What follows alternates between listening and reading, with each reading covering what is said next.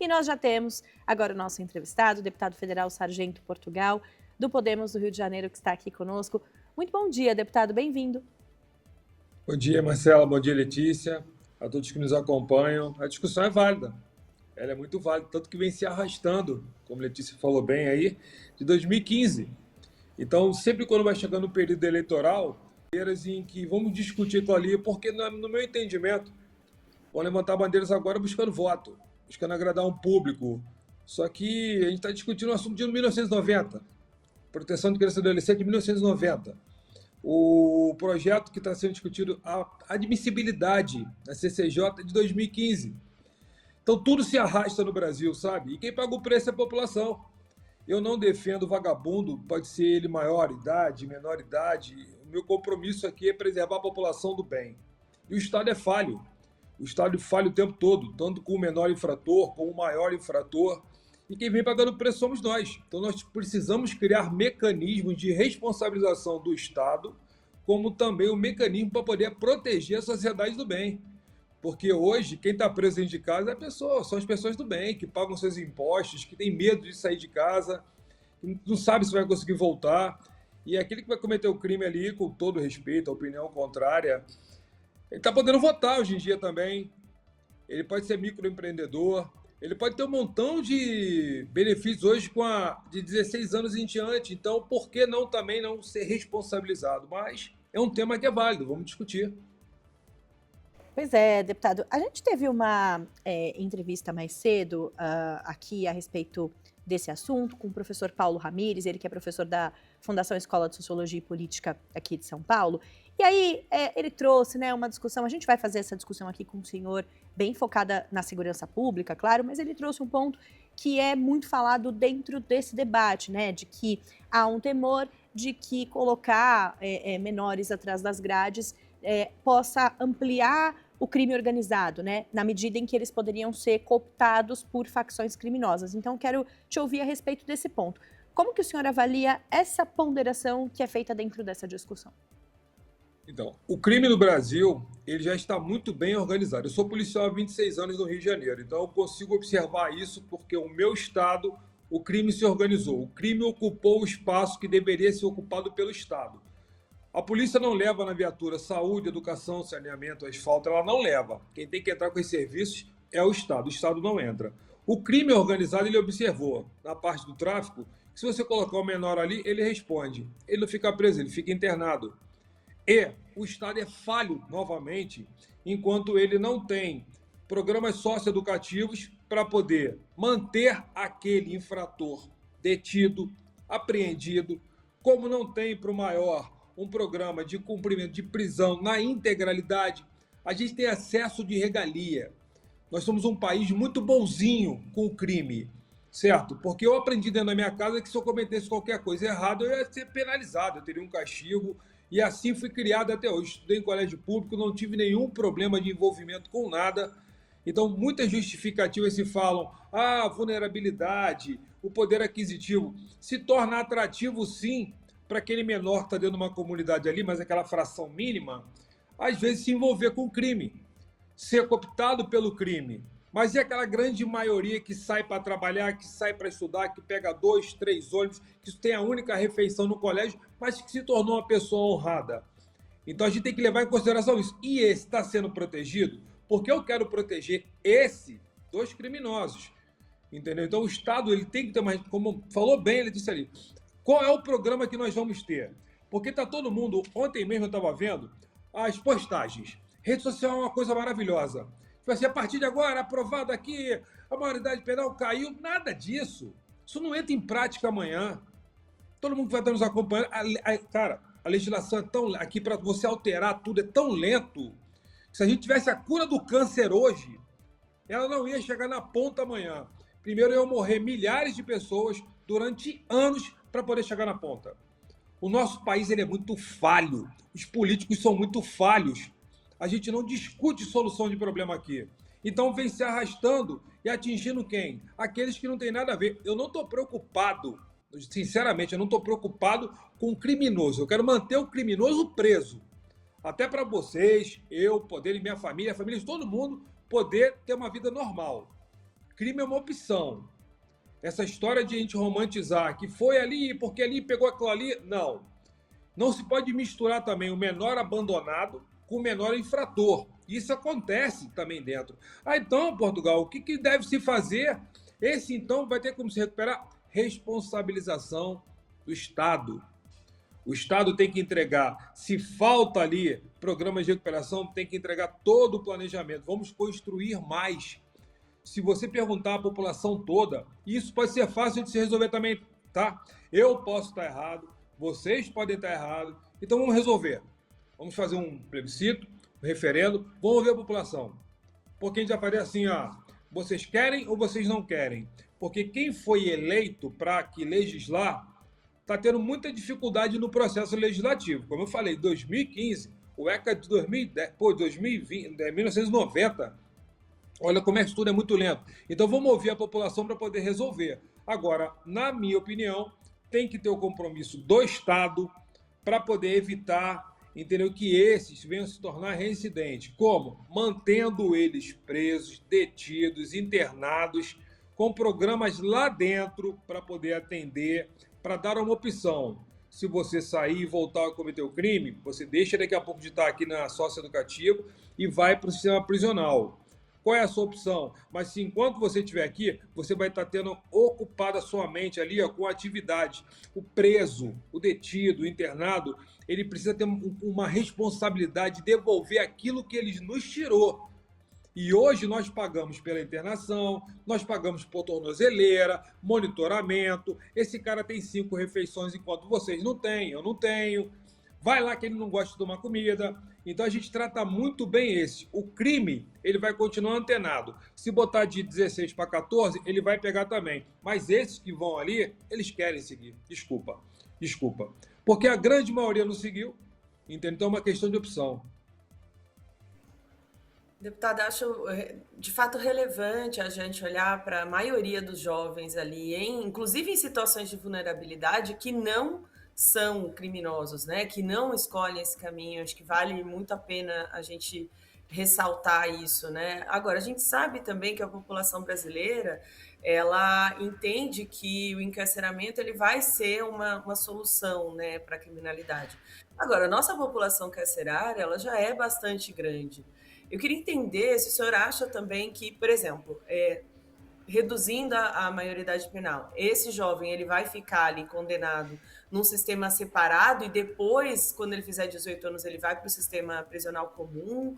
Como o senhor acha que tem que ser isso, pensando em evitar uma reincidência? Porque, no fim das contas, tem toda uma discussão, né? Se a gente quer um sistema que de fato, que seja mais punitivista, né? Ou que seja mais restaurativo, que no fim das contas foque na reparação das vítimas e na não reincidência, vamos dizer assim, né? Mais do que na penalização pura e simples. Eu acredito que seja um contexto. Está cumprindo a pena socioeducativa, a internação, mas completou, mas ele precisa continuar tendo um acompanhamento. Tá? O que nós temos que ter, Letícia, é uma responsabilidade. Como sociedade, nós queremos que os criminosos fiquem presos. E a resposta que se tem é quando tem essas saídas temporárias. Isso é um afronto para a sociedade do bem. Você vê aqueles que cometeram crime saindo antes do tempo, muito antes do tempo. Você vê aí estuprador, o assassino. Mas ele cumpriu a pena dele e ele merece. Ninguém cumpre pena até o final. Ninguém cumpre pena até o final. Isso é muito ruim. Nós temos que pegar exemplo de países que estão dando certo. El Salvador saiu do inferno para o céu. Por quê? Entrou um presidente responsável, com um programa audacioso, mas sempre ouviu a população. Ele não tomou atitude da noite para o dia, ele ouviu o povo. Então a gente precisa ouvir mais o povo.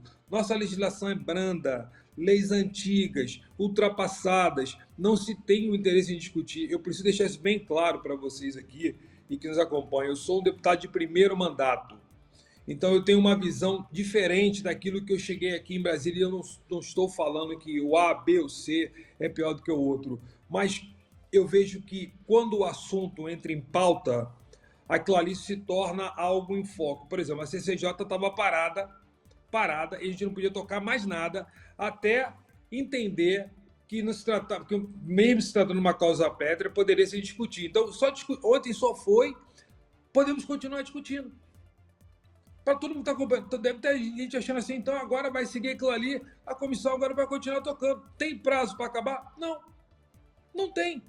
Então o crime vai continuar sendo cometido hoje, amanhã e depois pelo menor infrator. Esse cara vai continuar sendo cooptado. Então vamos embora. Estamos no programa de política agora, eleição em outubro. Então, como a gente sabe que essa discussão vai se arrastar por anos. Eu estou falando para vocês. Vamos lá. Qual é o programa de governo que tem, então? Como tu falou bem. Vamos lá. Escola integral. Caraca, eu acho super correto. Vamos ocupar a mente daquele ali, ó, porque muitos vão para o colégio só para poder se alimentar. E o cara se identificando que além do colégio ele pode se alimentar, ele vai ter uma instrução ali dentro, ele vai ter afinidade com colegas, mas não pode ser uma escola do crime. A gente não pode banalizar a falta de respeito que está acontecendo nos colégios com os professores. Pelo amor de Deus, você tinha um programa ali do cívico-militar, que eu também defendo. Eu também defendo. Escola militar, eu defendo. A gente não canta mais o hino nacional no colégio e acham tudo isso normal. Você não sabe nem o hino do teu país. Você não sabe nada, você não tem mais uma referência. O colégio se tornou um espaço ali para você fazer o que você quiser. E ali é praticamente uma segunda casa. Eu respeitava a minha diretora do colégio, os meus professores, eu sabia pelo nome. Entrava na sala, você ficava de pé. Mas será que continua isso tudo? Então, nós, como o Estado, ele vem errando há bastante tempo. Então, a gente está colhendo agora só os cacos. Porque se pararem para observar, não se cumpre nada. O Estado não tem responsabilidade nenhuma. Entra ano, passa ano, a cada 2 anos nós temos eleição. E eu duvido que vocês que estão como apresentadores aí, mas no dia a dia de vocês, vocês conseguem observar uma melhora. Só muda a eleição e os personagens. E os problemas vão continuando. Um grupo fala que melhorou bastante, o outro que vem contra aquele grupo fala que piorou.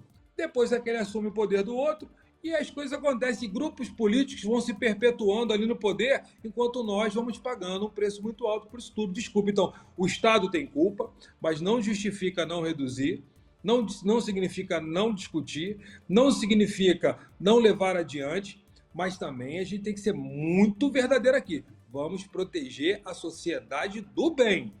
Vamos proteger aquele menor também que está dentro da tua casa aí. O teu filho, que pode ter a vida dele cerceada ali, ceifada, por conta de um outro menor. Então vamos pegar aquele... E eu não estou falando de classe alta, que eu tenho que preservar a causa, eu estou falando de todos. O crime hoje ele é praticado por uma minoria.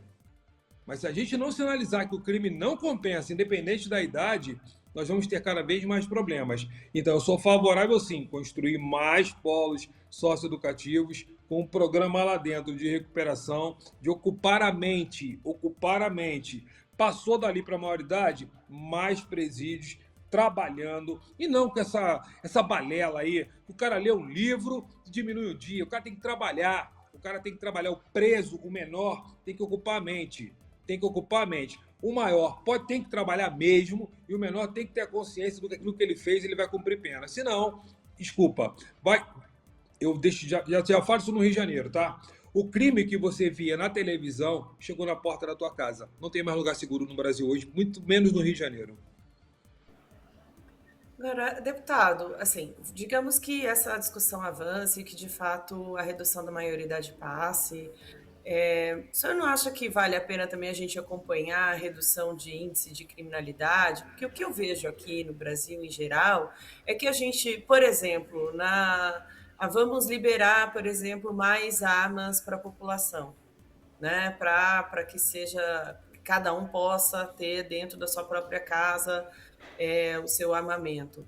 A gente sabe agora que tem muito mais armamento circulando e possivelmente com reflexos, inclusive, na criminalidade. Então, a gente tem que acompanhar os números, e até houve uma falha né, de acompanhamento desses armamentos, de ter um registro ali, né, de fato unificado, para que você consiga acompanhar.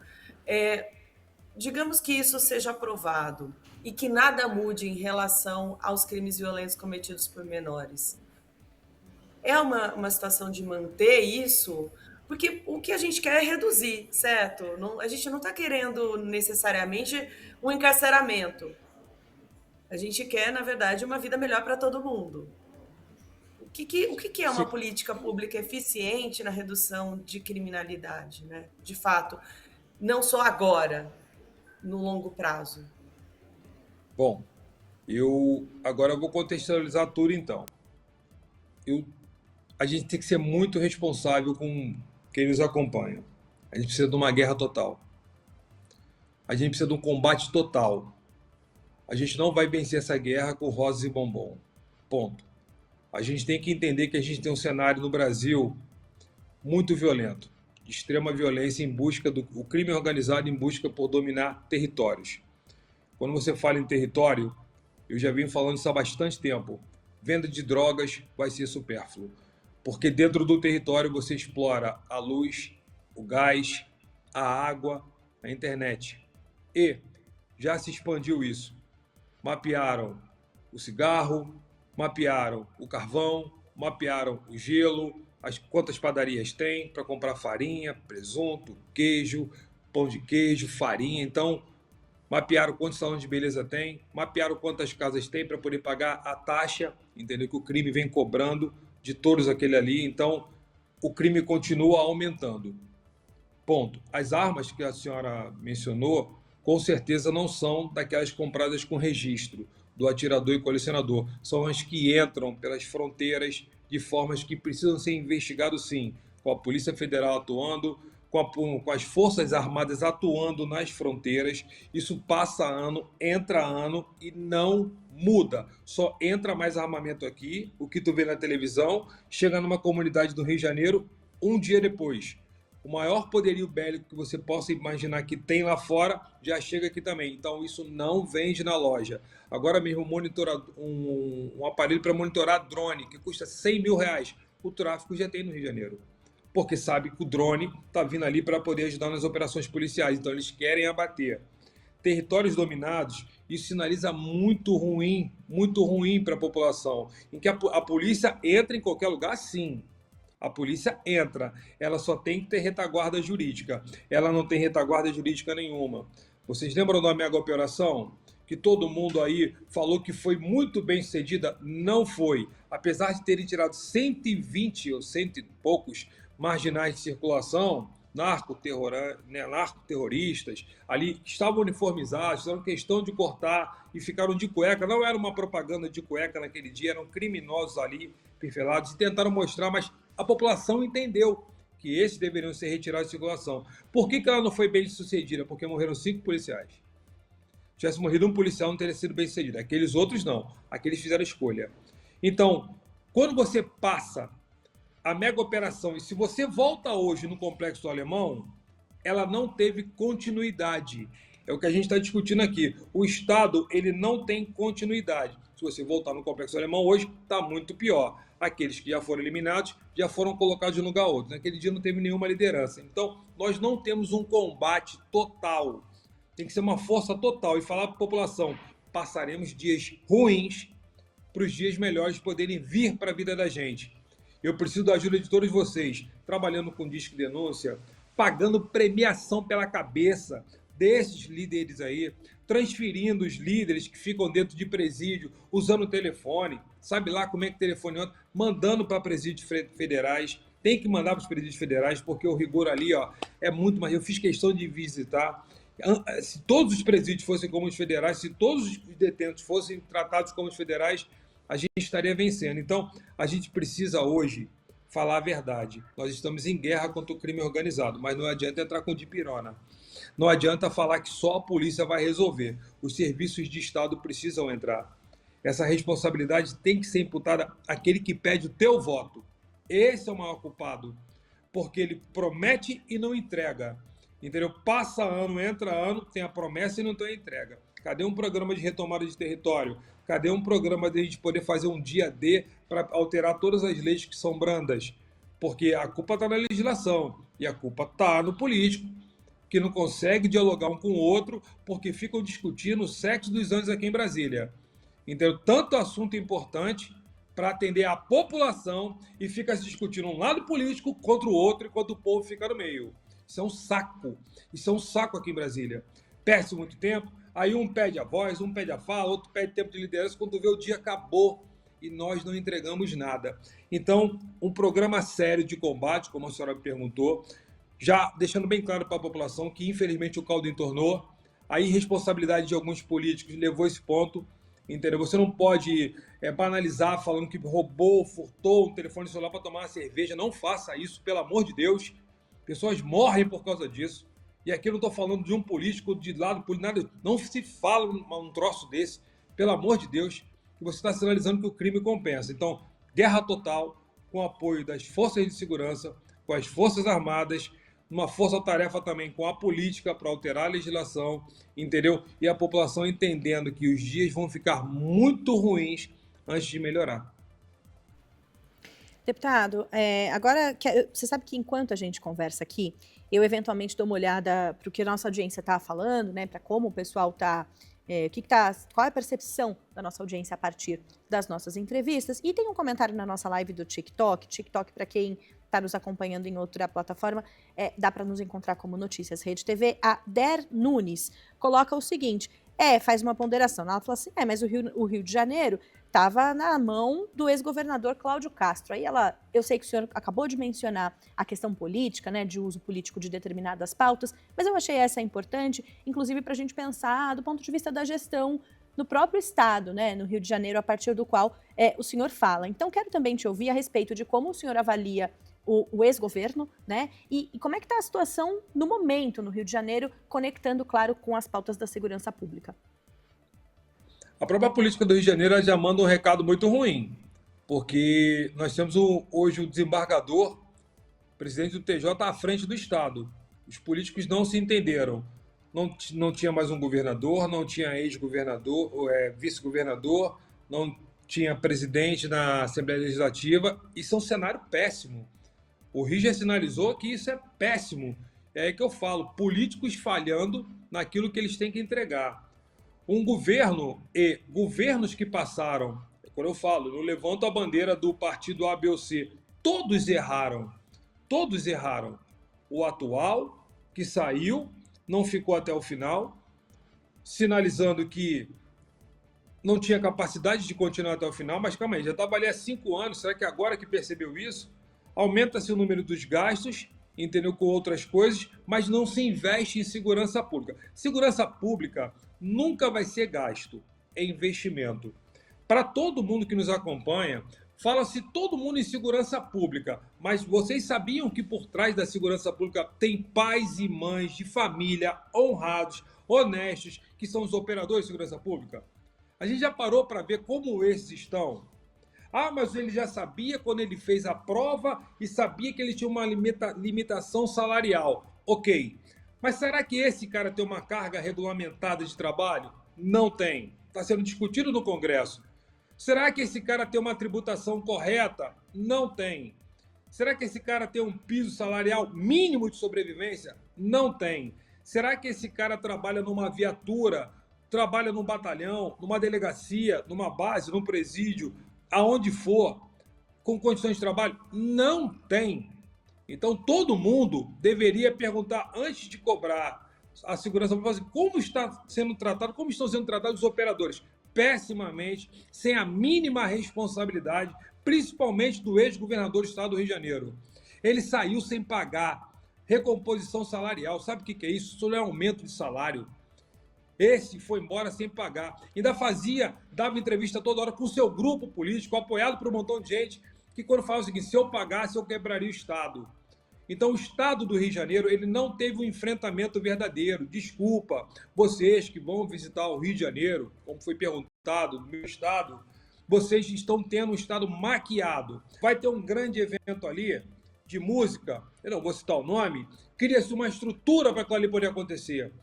Membros da segurança pública são sobrecarregados para aquilo ali poder acontecer.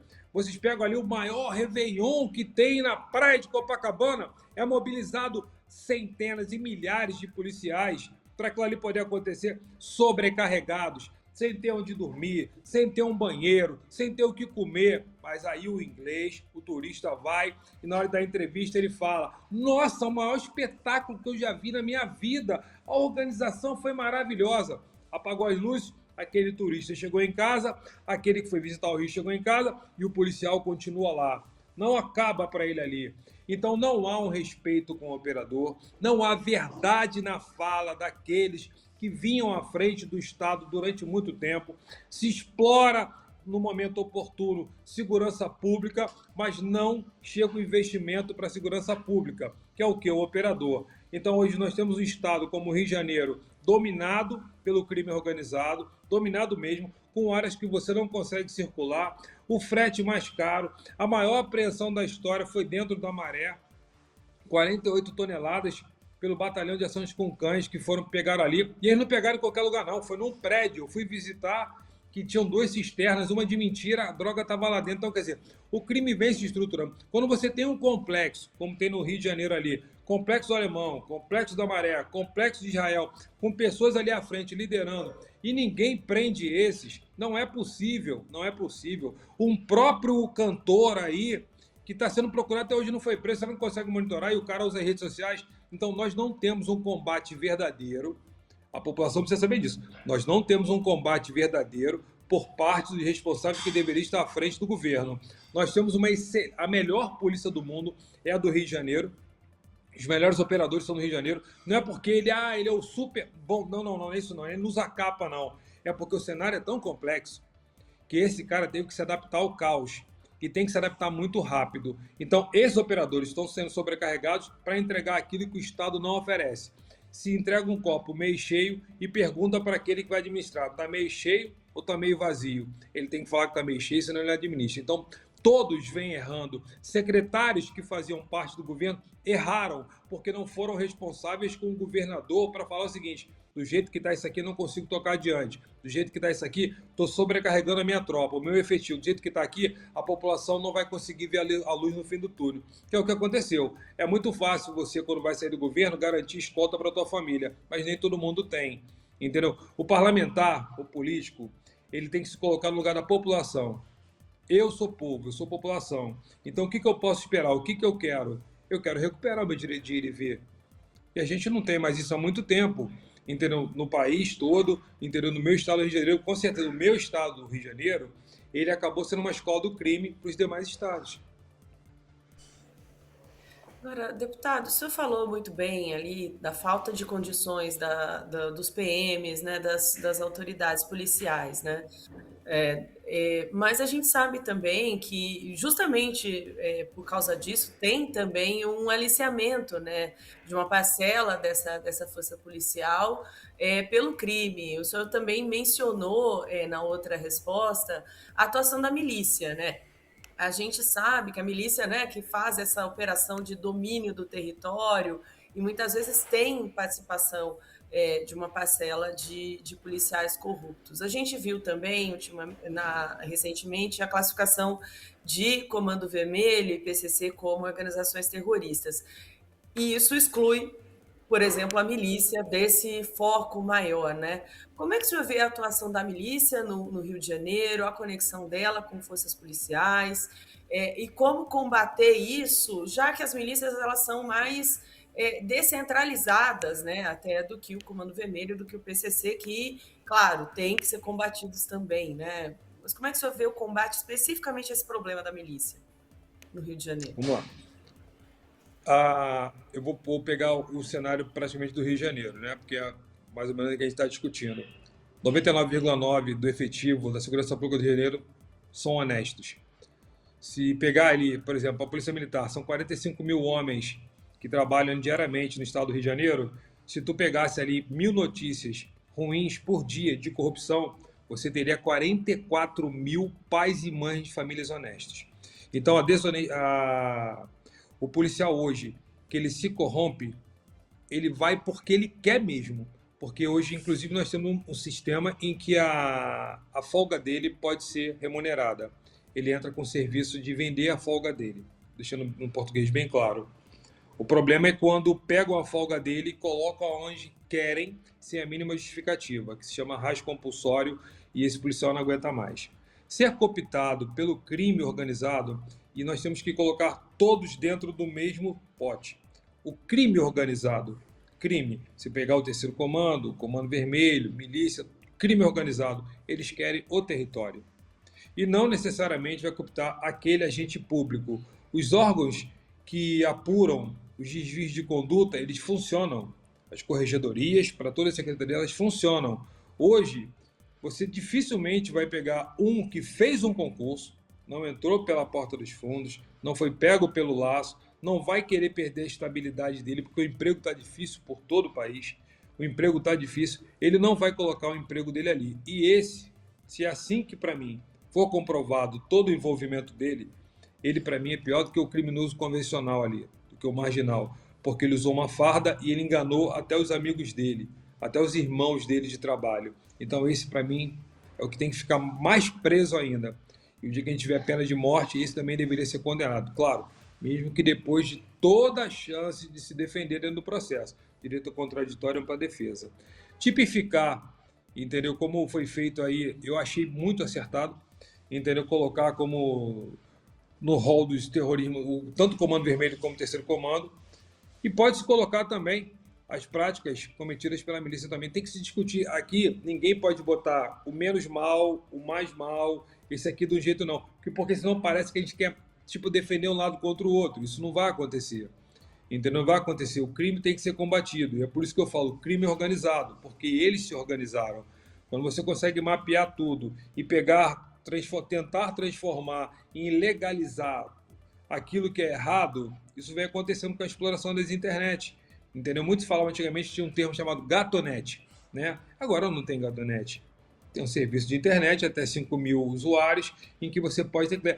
mas então está falando que toda a internet de menor potencial, que não são aquelas grandes marcas que passam na televisão, estão erradas? Não, mas tem que se apurar tudo aquilo ali, tem que se apurar a origem do dinheiro, para onde vai o dinheiro, de onde está sendo aplicado o dinheiro, porque vai ver que vai atender muitos, mas muitos outros pontos da sociedade que não ficam apenas dentro das comunidades. Tem muita gente lucrando com isso e que não vai morar dentro da comunidade. Vocês podem ver quantas celebridades são presas aí lavando dinheiro de quem está dentro da comunidade e precisando escoar aquilo ali.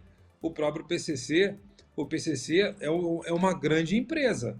Se você parar para avaliar como eles cresceram, como eles expandem, para onde eles mandam, tudo que eles arrecadam, isso não é um cenário de uma grande empresa? Então não tem amador, não tem camisa no rosto, com o rosto escondido, não tem nada disso.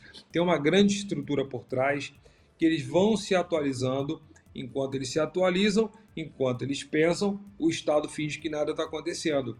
Nós não temos leis para combater, nós não conseguimos conduzir alteração nos códigos necessários para poder o crime se tornar algo ali que não pode se cometer, entendeu? Nós não temos estrutura para manter os presos, mas não significa que tem que colocar na rua. O excesso de abrandamento, desencarceramento, isso não vai resolver nada. Isso passa uma resposta muito ruim para a sociedade que já paga muito imposto, que não aguenta mais.